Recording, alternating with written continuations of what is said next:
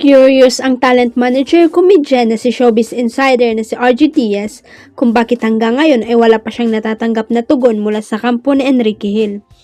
Matagal na rin kasi niyang hinihiritan ang kapamilya aktor na ma-interview sa kanyang mga vlogs pero hanggang ngayon ay wala pa rin siyang balita tungkol sa kanyang request.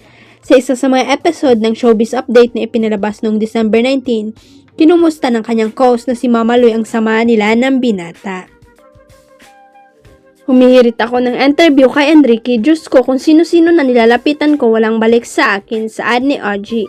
Anya, nais lang talaga niya itong makapanayam at hindi lang para sa views. Sa totoo lang, gusto kong makapanayam si Enrique hindi dahil for the views. Wala lang, unang-una hindi naman kami magkagalit ni Enrique.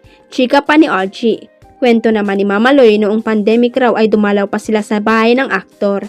Ngunit marahil ay nakaramdang ng tampo si Enrique dahil minsan natawag ni RG na ungrateful ang dating alaga at ex-jowa naman niyang sila sa soberano. Wala namang malinaw na rason na inilalabas ang kampo ni Enrique kung may sama nga ba ito ng loob kay RG o baka naman umiiwas o na naglalaylaw lang ito sa mga interview.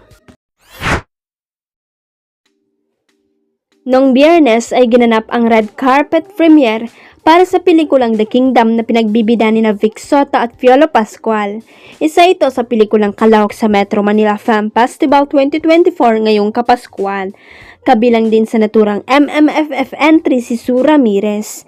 Dumalo katatapos pa lang na event si Dominic Roque na napabalita na bagong nagpapatibok umano sa puso ng aktres. We are dating, happy kami together, kinikilala namin ang isa't isa, happy her kay Sue of course, I am excited, pagtatabak ni Dominic.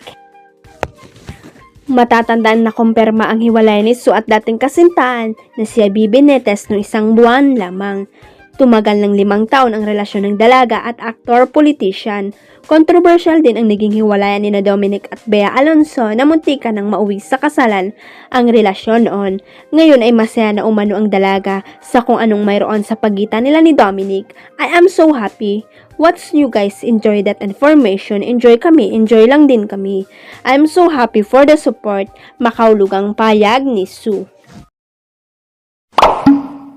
Huwag kalimutang i-click ang subscribe button at i-ring ang notification bell para sa latest at legit chika updates.